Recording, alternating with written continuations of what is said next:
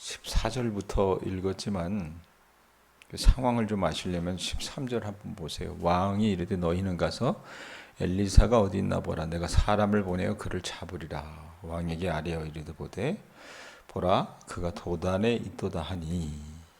그러면서 14절 말씀이 이어지는데 여기서 말하는 이 13절에 말하는 왕은 이스라엘 왕이 아니라 누굽니까?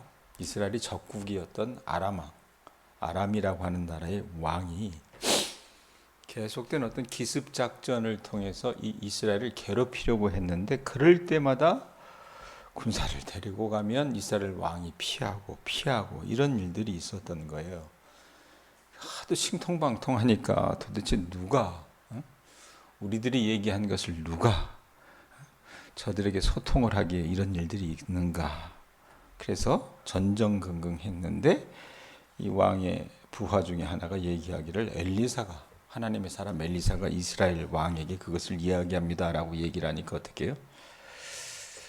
이놈을 죽여야 되겠구나, 잡아 죽여야 되겠구나. 이래서 14절에 보면은 13절 뒷부분에 보면 엘리사가 도단에 있다 그랬잖아요. 도단은요, 이 북이스라엘의 수도였던 이 사마리아에서 한 20km 정도 되는 거리라고 합니다. 거기에 있었는데 뭐 수도가 아니니까요. 그 도단성에 14절에 보면 뭐라고 얘기해요? 말과 병거와 많은 군사를 보냈다. 많은 군사를. 그래서 많은 군사를 보내서 그 성을 에워싸고 이 엘리사를 잡아서 죽이면 되겠다, 이렇게 생각을 했어요. 재미난 건 여러분, 하나님께서 이 아람 왕과의 관계 속에서 보통 아람 왕이 군대를 일으켜서 이 이스라엘을 괴롭히려 할 때마다 엘리사에게 미리 알려주셨잖아요. 그런데 재미난 건 여러분, 이번에는 하나님께서 말씀하시지 않았습니다. 그러다 보니까 아침에 일어나서 보니까 어때요? 완전히 엘리사와 그의 제자들이 아람 군대에 의해서 그냥 포위가 되고 만 거예요. 꼼짝하지 못하고 이제 아람 군대에 의해서 몰살당할 위기에 처한 겁니다. 이걸 보고 깜짝 놀라죠. 15절 보세요. 15절 보면 뭐라고 얘기합니까? 하나님의 사람의 사환. 하나님의 사람은 누구예요? 엘리사의 사환. 엘리사가 부리는 어떤 제자 중에 하나가 일찍 일어나서 나가보니 군사와 말과 병거가 성읍을 에워쌌는지라, 이렇게 얘기를 해요. 깜짝 놀라서 그 사환이 뭐라고 얘기합니까? 엘리사에게 말하되 내 주여 우리가 어찌하리까. 엘리사를 돕는 이 사환이 아랍의 많은 군사를 보고 어찌할 바를 몰라 당황을 한 거예요. 이제 우리 죽었다, 망했다, 어떻게 하냐, 우리식의 표현들, 그런 이야기를 엘리사에게 합니다. 그런데 그 말을 듣고 있던 엘리사가 어떻게 대답해요? 16절 보세요. 뭐라고 얘기합니까? 대답하되 뭐하래요? 두려워하지 말라고 말합니다. 왜? 우리와 함께한 자가 그들과 함께한 자보다 많으니라 하고. 여러분, 엘리사는요, 지금 군대도 없고 완전히 아람 군대에 의해서 포위되어 있었지만 엘리사는요 말합니다. 우리 편 군대가 사환에게 저쪽 편 군대보다 훨씬 더 많으니까 두려워하지 말라, 이렇게 이야기를 해요. 그리고는 하나님께 기도해서 하나님, 이 사환의 눈을 열어주세요, 이렇게 기도했을 때 사환이 어때요? 영의 눈이 열려가지고 이 도단성을 하나님의 불말과 불경거가 완전히 에워싸고 지키고 있는 것을 보게 해주셨습니다. 그렇게 보면요, 이 엘리사에게 아람 군대가 올 것이라고 말하지 않으셨던 그 하나님의 여러분 깊은 뜻을 우리가 알 수 있을 것 같아요. 엘리사는 사실 도망칠 필요가 없었다는 겁니다. 이유는 하나님께서 눈에 보이지 않는 수많은 하나님의 군대와 병거로, 그것도 보통 말이나 병거가 아니라 불말과 불병거로 엘리사를 어떻게 해요? 지키고 계셨다는 얘기입니다.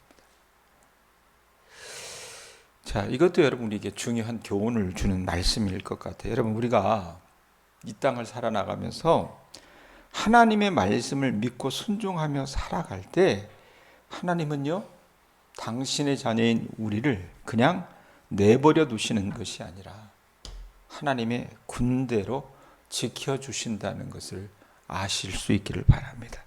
그래서 악한 세력이나 악한 자들이 아무리 보라살과 같은 그런 심한 공격을 쏘아부어도 우리의 머리털 하나도 상하지 못하게 하시는 것이 누구예요? 우리 하나님이신 것을 여러분들이 확인하셔야 됩니다. 자, 엘리사의 사화는 그가 눈이 열리지 않았을 때는 도단성에 초라한 자기들만 있는 줄 알고 절망했습니다. 우리도 여러분 영의 눈이 열리지 않으면 어때요? 똑같이 사람들이 겪는 그 똑같은 어려움과 환난을 겪으면서 절망하고 좌절할 수밖에 없습니다.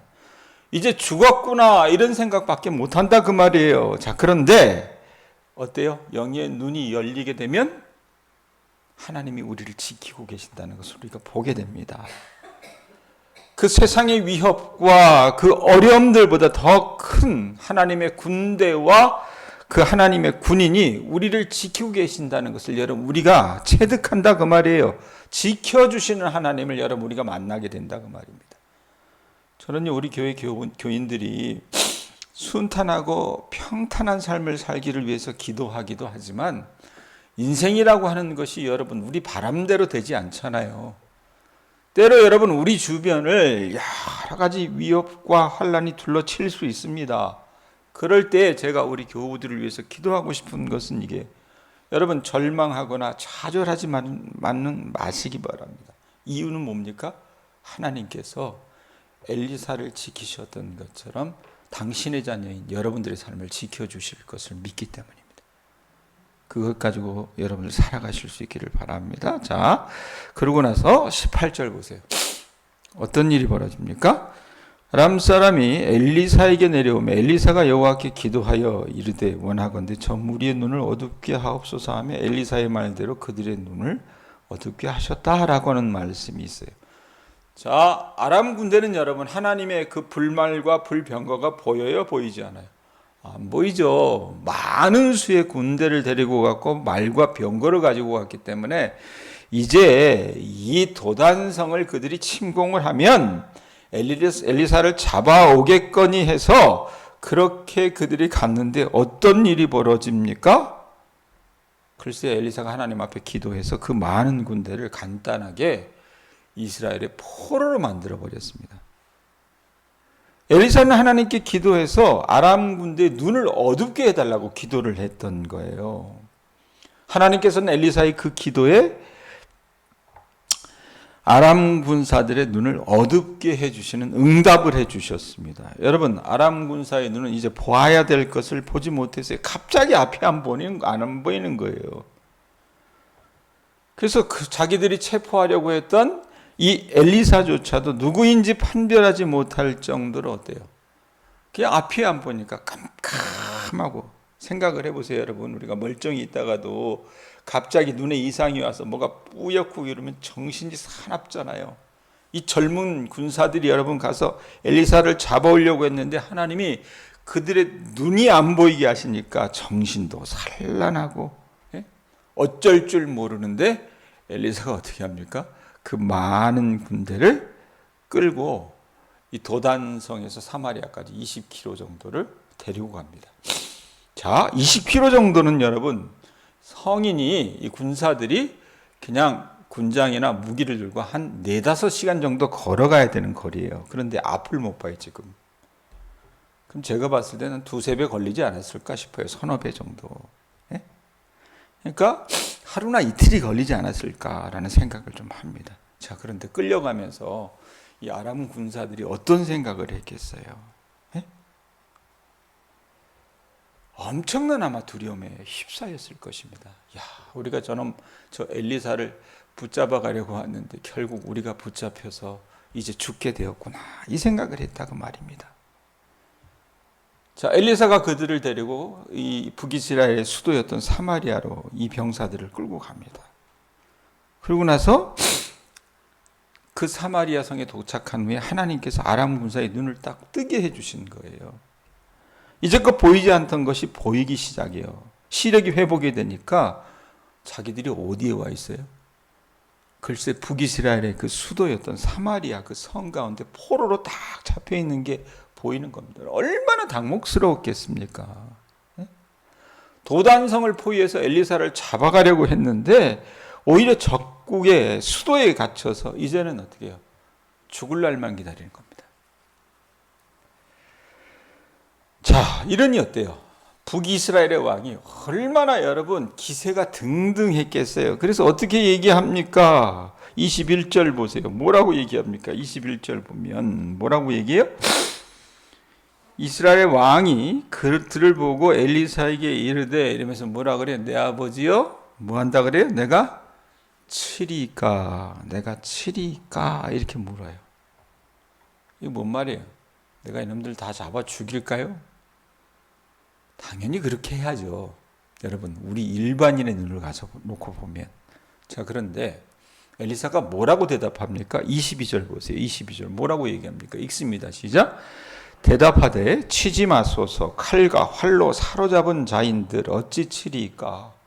떡과 물로 그들 앞에 두어 먹게 하시고 먹고 마시게 하고 그들의 주인에게로 돌려보내소서 하는지라. 이스라엘에게 여러분, 이 아람이라고 하는 존재는요, 눈에 가시 같은 존재였습니다.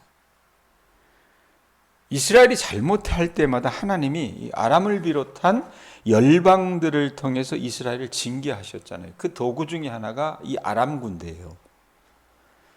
자, 그런데 하나님께서 여러분 왜 그렇게 이스라엘을 이방 나라와 군사들을 통해서 어려움에 처하게 하셨을까? 이유는 뭡니까? 그 어려움과 곤경을 통해서 이 하나님의 백성이라고 하는 북이스라엘조차도 하나님 앞에 겸손하게 하시고 하나님께 의지하도록 하신 것이 하나님의 여러분 깊은 뜻이었어요. 자, 그런데 이 북이스라엘이 어때요? 너무나도 완악해서 이런 눈의 가시, 이 가시에 늘 찔리면서도 사람들이 어떻게 망해가면서도 망하는 줄 모르거든요. 하나님께 돌이키지 않았습니다. 그래서 그들이 망한 거예요. 여러분, 마찬가지로 우리가 인생 속에서 하나님의 자녀들이 받는 연단 중에서 오래 끌고 힘든 것이 여러분 바로 뭡니까? 직장 생활 하시거나 여러분들 일하시면 보면 일이 힘들어요. 농사일은 힘들긴 하죠. 그런데 제일 힘든 게 뭡니까? 사람이 힘들어요. 사람이 우리를 힘들게 합니다. 사람에 의해서 받는 연단이 가장 힘든 것 같아요. 사람 때문에 받는 그 연단은요, 어떻습니까? 내 배우자건 자식들이건 또 내가 직장 생활하면 내 직장 동료건 이웃 사람들이건 그 사람들이 어때요? 우리를 따라다니면서 이 말로 괴롭힐 뿐만 아니라 사실 여러분 우리는 생각을 하잖아요. 아유, 저거 없어지지 않나? 저 죽었으면 좋겠다. 예? 근데 그러지도 않아요. 예? 그 사람이 사라지기 전까지는 늘 우리는 어떻습니까? 사람 때문에 고통받고 그리고 그 시간은 상당히 오래 걸릴 때가 많습니다. 일이 어려우면 몸을 부서뜨려서라도 하겠지만 사람이 여러분 가져다주는 고난은요, 정말 견뎌내기가 어렵다는 것을 우리가 인정을 한다 그 말입니다. 그래서 어때요? 우리는 되도록 그런 복잡한 관계에 끼려고 여러분 하지 않습니다. 피하고 싶어 합니다. 그런데도 하나님께서는 피하는 우리에게 유형만 바꿔서 계속 우리에게 사람으로 인해서 고통당하게 하실 때가 많다 그 말입니다. 허용하세요. 이유가 뭡니까? 이스라엘과 비슷하다라고 저는 생각을 해요. 그 눈에 가시 같은 존재들을 통해서 어떻습니까? 우리가 하나님을 찾게 하시고 하나님 앞에 나와 겸손하게 하시고 하나님께 엎드리는 존재가 되게 하시려고 하나님께서 그런 눈에 가시 같은 존재를 우리 가정 속에 또 우리 이웃 가운데 또 내가 직장 생활을 하고 있다면 그 직장 속에서 하나님께서 허락하실 때가 많다 그 말입니다. 여러분 살아오시면서 사람 때문에 고통당하고 시험당하셨습니까? 그 시험을 이기는 방법을 오늘 엘리사는 뭐라고 얘기합니까? 왕은요, 내가 이놈들을 잡아 죽일까요? 나를 험담하고 나를 힘들게 하고 공격하는 이 존재를 하나님 내가 정말로 정말 못 살겠으니까 없애버리든지 어떻게 해주십시오 이렇게 얘기할 때 뭐라고 얘기합니까? 22절 뭐라고 그래요? 아까 읽었지만 칼과 활로 사로잡은 자이들 어찌 치리과 떡과 물을 그들 앞에 두어 먹고 마시게 하고 그들의 주인에게로 돌려보내소서.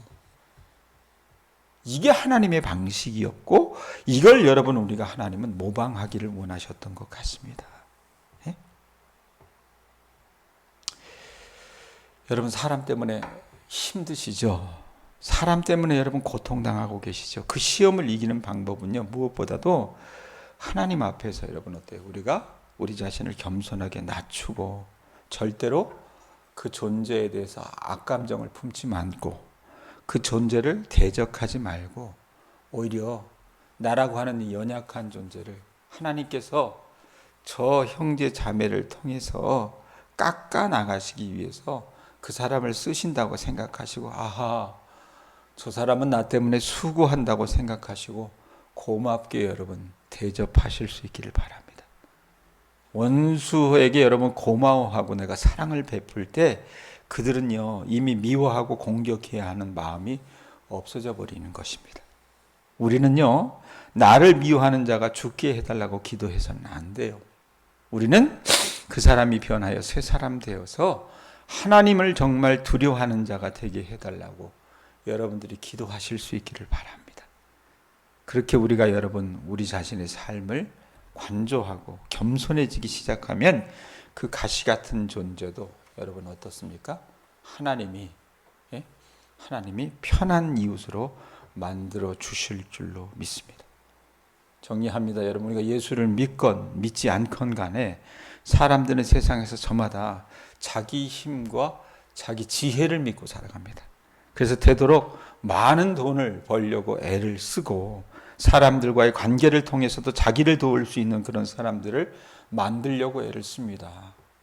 그런데 엘리사는요 그런 허망한 것에 자기 힘과 정력을 쏟기보다는 하나님을 자신의 힘과 지혜로 삼았으며 어려울 때마다 어땠어요? 엘리사는 어려울 때마다 여러분 엘리사가 한 게 뭡니까?